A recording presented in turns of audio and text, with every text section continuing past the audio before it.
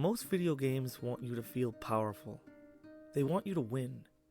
They want you to believe that if you press the right buttons and make the right choices, the world will reward you for it. DrakeNieR and DrakeNieR do not give a shit about that fantasy. DrakeNieR feels bad to play, DrakeNieR can feel repetitive, clunky, and sometimes outright frustrating. And that's not a mistake, it's the point. Because these games aren't interested in making you a hero. They're interested in asking a much more uncomfortable question. What does it mean to keep going when every choice you make makes everything worse? In DrakeNieR, violence isn't heroic, it's monotonous, exhausting, and morally hollow. In DrakeNieR, love and good intentions don't save the world, they quietly destroy it. And in both, the game never really tells you when you've crossed the line, because by the time you notice, it's already too late. These stories aren't about good versus evil, they're about responsibility and ignorance, and what happens when meaning is something you cling to instead of something that actually exists. And the most dangerous part? You don't just watch these stories, you cause them. You swing the sword, you grind the enemies, you chase the endings. And the game lets you believe you're doing the right thing until it pulls the rug out from under you and asks if you were ever paying attention at all. So yeah, DrakeNieR has bad gameplay. DrakeNieR wastes your time on purpose, and both games linger in your head years later in a way most quote-unquote better games never will. Because they aren't power fantasies, they're existential traps. And once you fall into them, there's no clean way out. Let's start with DrakeNieR, because there's no polite way to say this. DrakeNieR plays like ass. The ground combat is stiff, repetitive, and deeply unsatisfying.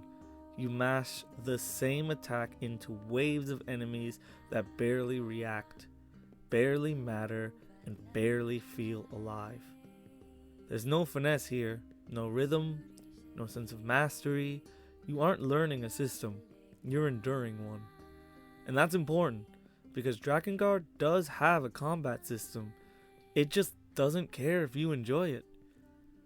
Enemies are damage sponges, animations feel weightless or overly weighted. Encounters blur together until individual fights lose all meaning. You're not conquering the battlefield, you're grinding it down. Slowly, relentlessly, almost resentfully. And then something strange happens. The moment you take to the air with the dragon, the game suddenly feels a lot more competent. The aerial combat is smoother, more readable, more deliberate. You have space, you have flow, you have clarity. It's not incredible by modern standards, but compared to the ground combat, it's night and day. You can tell effort went into it. And that contrast is kind of jarring, because it creates this weird hierarchy where the most mythic, supernatural aspects of the game, flying through the sky on a dragon, feels more controlled and refined than fighting on the ground like a human being. And I don't believe that's an accident. It reinforces how disconnected and small the human violence feels. The sky is clean and the ground is mud. Let's talk about progression, because this is where DrakeNieR really starts testing your patience. Weapons need to be leveled. The dragon needs to be leveled. But these levels are done separately. And there are a lot of weapons. Dozens of them. Many with wildly different requirements. Many that you'll never use. Many that exist purely because the game demands you collect and level them to unlock alternate routes and ending. And that's the key word. Demand. DrakeNieR doesn't encourage exploration, it requires it. It doesn't reward curiosity, It punishes impatience. If you want the full story, and you have to because the game deliberately withholds crucial context, you must replay missions, you must grind weapons you don't like, you must commit to systems that are not fun on their own terms. It's tedious, it's frustrating, it's borderline hostile. And yet, it also perfectly aligns with what the game is trying to say. DrakeNieR is about repetition without catharsis, and about violence without resolution, about effort without meaning. The game doesn't elevate the narrative, it mirrors it. Which brings us to NieR.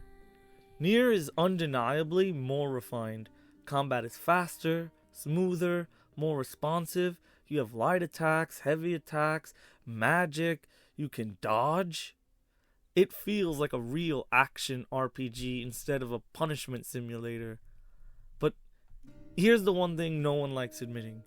NieR still isn't fun in the traditional sense. The combat works, yes, it just doesn't evolve. Enemy variety is limited, encounters repeat, the systems don't deepen meaningfully over time. You learn how to fight early on, and then you just keep doing it. And once again, progression rears its head. Weapons need to be collected, weapons need to be upgraded, multiple endings require replaying the same content again and again with slight changes in context.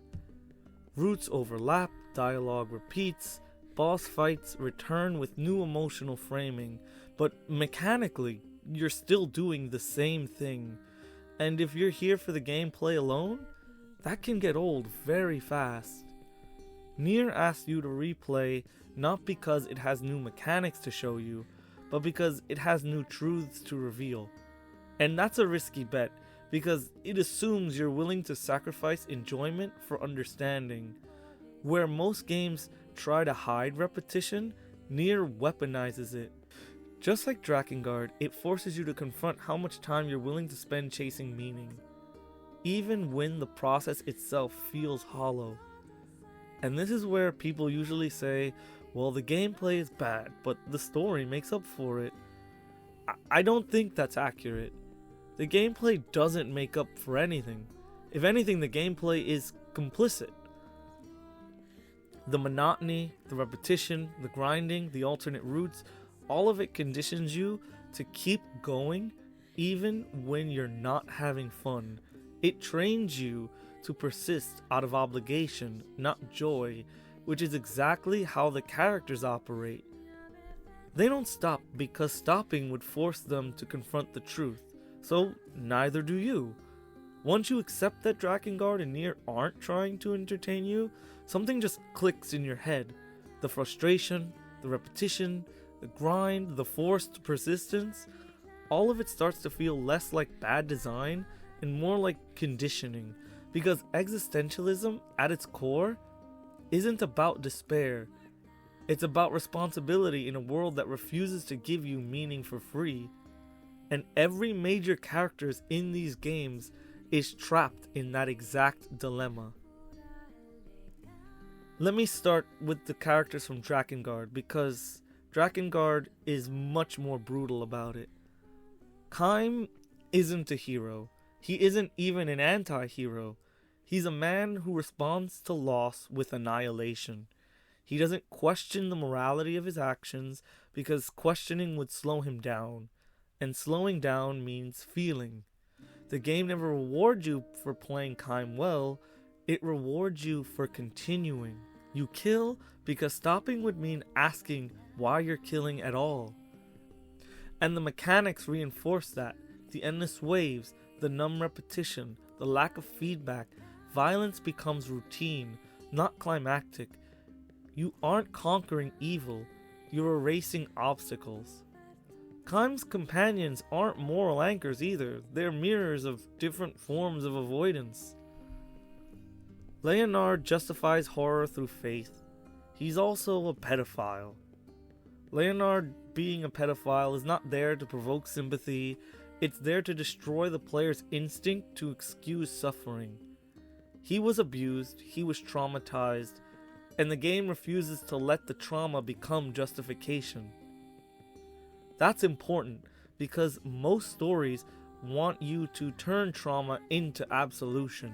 Leonard is where that logic collapses. His faith, his guilt, his self-awareness, none of it erases the harm he causes.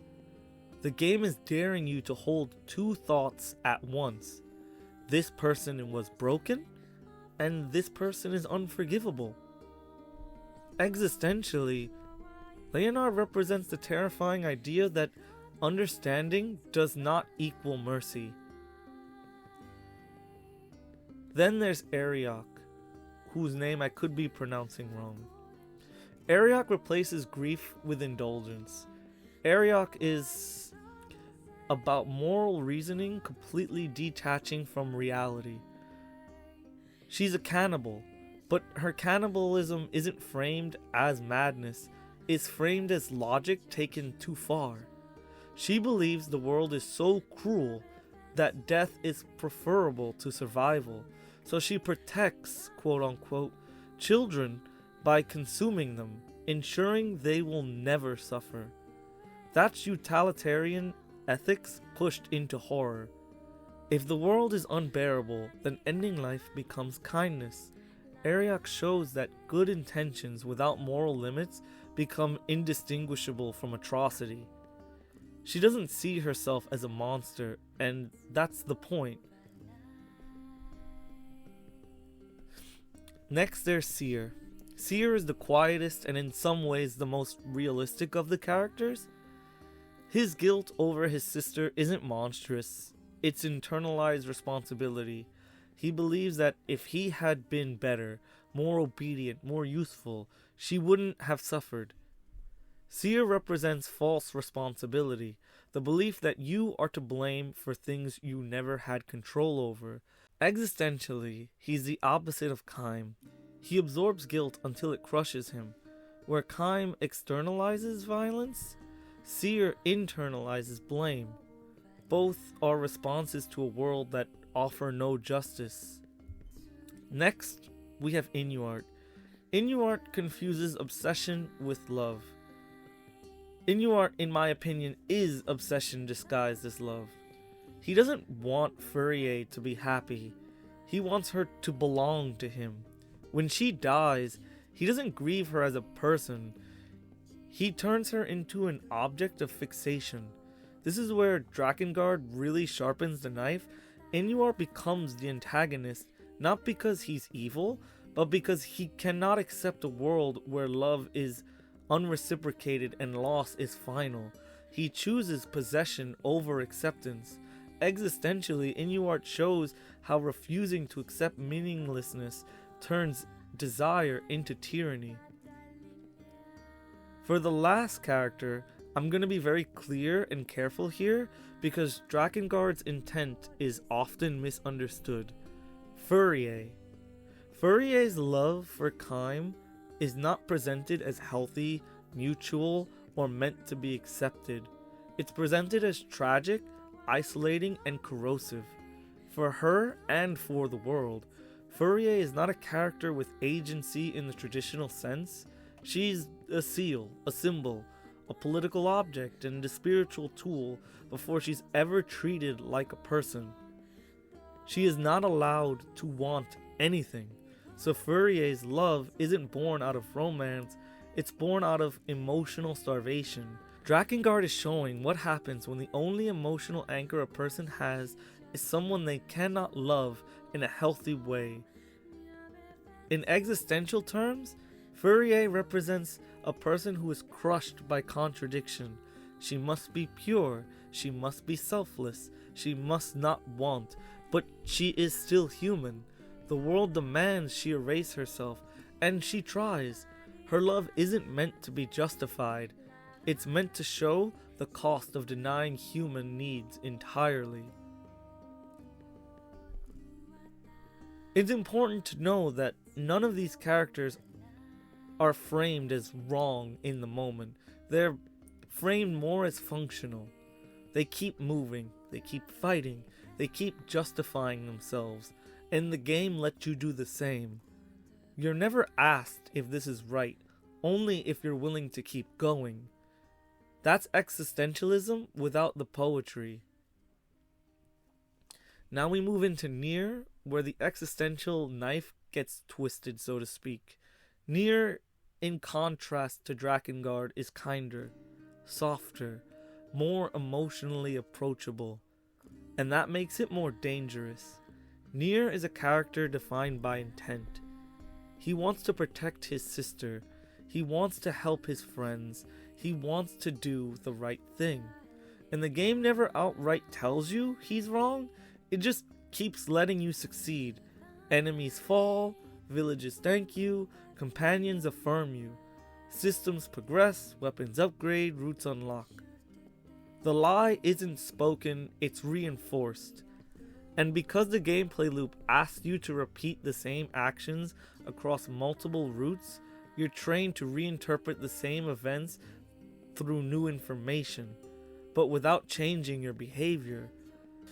You don't stop fighting once you learn the truth. You don't refuse to participate.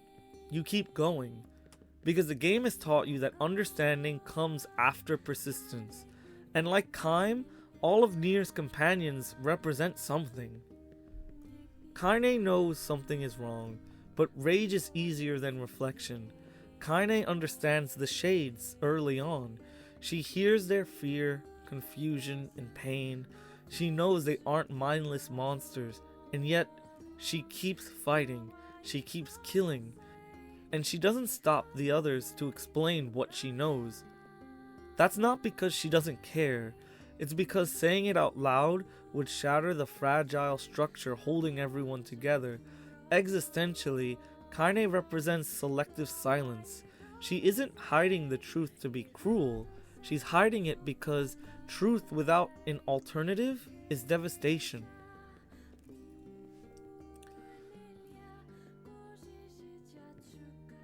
Next is Emil. Emil is compassionate to a fault, willing to bear any burden if it spares others pain. Emil is the emotional counterweight to everyone else. He's gentle, empathetic, endlessly forgiving, and that's exactly why he suffers the most. Emil doesn't rationalize violence, he doesn't reframe it as necessity, he absorbs it. He takes responsibility for pain that isn't his. He believes that if he can endure enough, maybe others won't have to. That kind of compassion isn't heroic, it's self-erasure. Existentially, Emil represents the person who responds to a meaningless world by becoming too meaningful. He tries to be the moral constant in a universe that doesn't reward it. And the tragedy is that the world doesn't correct him. It lets him keep sacrificing. It lets him keep losing himself. It lets his kindness become a slow form of annihilation. And finally, we have Devila and Popola. Devila and Popola delay intervention not out of malice, but because they're terrified of making things worse. This one is subtle, and it's where NieR is at its most existential in my opinion. Devila and Popola know the truth. They know what NieR is, they know what the shades are, they know what's at stake, and they choose to wait. Not because they're evil, not because they don't care, but because they are terrified of acting too early and making things worse. They exist to oversee a system that can fail at any moment. Every intervention carries the risk of total collapse, so they choose delay, observation, hoping that things will somehow resolve themselves without forcing a decision. They represent paralysis through responsibility. When you understand the full weight of consequences, action becomes terrifying. Doing nothing starts to feel safer than doing the wrong thing. Existentially, Devila and Popola embody this idea perfectly. It's important to know that every character in this game is acting in good faith, and that's the most existential thing of all. There is no villain twirling a mustache, there is no singular evil voice, There is no moment where stopping feels obvious, just people doing what makes sense from where they stand. And the player is complicit. You endure repetition because you're told it matters. You accept half-truths because full truth would invalidate your effort.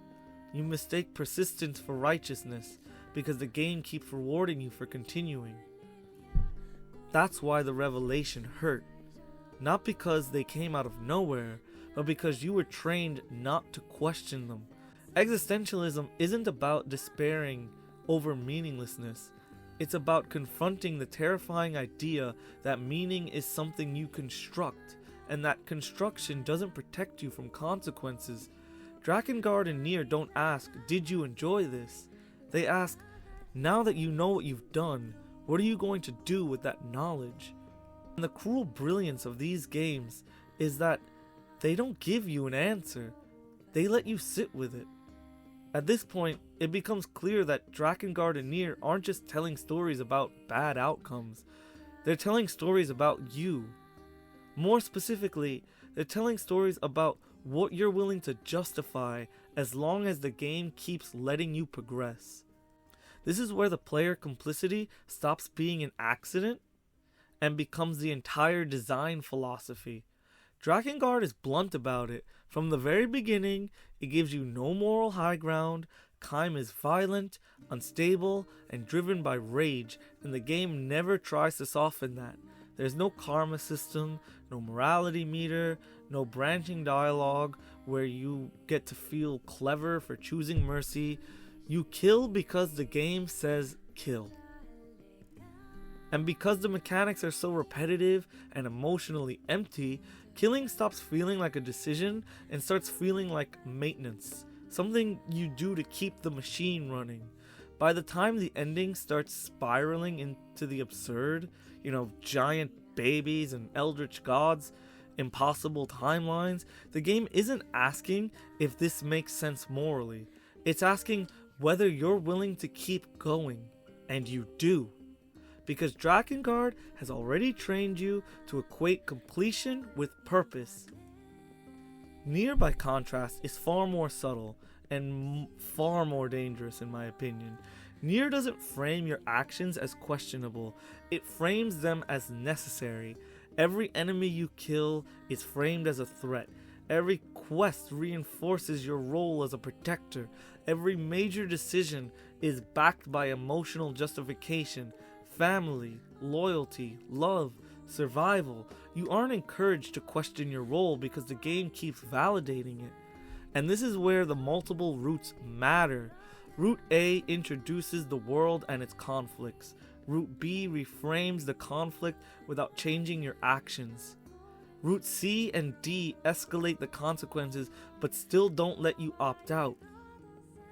You learn new information, devastating information, but the game never gives you a meaningful way to act differently. You still swing your sword, you still clear the rooms, and you still kill the enemies, because by now, you've internalized the rule these games teach better than any tutorial. Progress equals correctness. If the game is letting you move forward, you must be doing the right thing. That's the lie. And it's a lie built directly into the mechanics. Grinding weapons feels like commitment, repeating routes feels like dedication, enduring boredom feels like respect for the story, and slowly, without realizing it, the player starts to confuse effort with moral legitimacy. That's the trap. DrakeNieR makes you complicit by exhaustion, DrakeNieR makes you complicit by empathy. In DrakeNieR, you stop questioning because you're numb. In DrakeNieR, you stop questioning because you care too much. And then there's intention, the most insidious narrative device in both games. Every major catastrophe in DrakeNieR happens because someone meant well. DrakeNieR wants to save his sister, Kaine wants to protect the few people she trusts, Emil wants to spare others pain, Devil and Popola want to preserve humanity. None of them act out of cruelty, they act out of conviction. and the game leverages that conviction to keep the player aligned with them long past the point where doubt should have set in. Because intention feels like insulation. If you meant well, how bad could the outcome really be? DrakeNieR dismantles that idea violently. NieR dismantles it quietly. By the time the consequences are fully revealed, they aren't sudden twists, they're inevitabilities. The result of actions you were trained to accept as righteous simply because they were framed as necessary. And that's why these games don't ask you to reflect during the journey. They wait until the end. They wait until the damage is irreversible, until the context is complete, until you realize that understanding the truth doesn't undo what you've already done. That's existentialism in its cruelest form. You are free to choose, but you are not free from the consequences of choosing too late. DrakeNieR and NieR don't push you from making the wrong choice, they punish you for believing that intent was enough. And by the time you realize it wasn't, the game is already over. So when people ask me why I love DrakeNieR and NieR, I never say they're fun, because they aren't, not really. They're exhausting, they're frustrating, they're repetitive, they demand time, patience, and a willingness to keep going even when the reward isn't clear. And now, looking back, that's exactly the point. I open this by saying these games don't care about making you feel powerful, and I still believe that. They care about making you feel responsible for your actions, responsible for your persistence, responsible for the things you chose not to question because the game kept letting you move forward. And that's why I struggle with NieR as a character. I understand him, I sympathize with him, I know he didn't have all the information, but ignorance doesn't erase consequence. NieR never stops to ask why the world keeps contradicting him. He interprets every warning as interference, every complication as evil, every consequence as something to push through. And I can't fully forgive that because the signs were there, he just didn't want to see them. Kime, on the other hand, is easier for me to dislike, but harder to dismiss. He's monstrous, he's violent, he's beyond redemption in my opinion, but he never lies to himself about what he's doing. Kime understands the scale of destruction he's part of. He doesn't justify it as salvation or righteousness, he just keeps moving forward because stopping would mean confronting a world already beyond saving. Put simply, NieR believes that meaning excuses damage, while Kime knows damage is the meaning. That doesn't make him better, but it does make him more honest. And maybe that's what these games are really asking of us. Not to be good, not to be heroes, not to be saviors, but to be honest about the cost of our choices. Because DrakeNieR and NieR don't punish you for being cruel. They punish you for believing that good intentions protect you from reality. They let you finish the story, they let you win, and then they leave you alone with what that victory actually meant. That's why these games stay with people. Not because they're polished, not because they're fun, but because they refuse to absolve you. And look, this is just my take.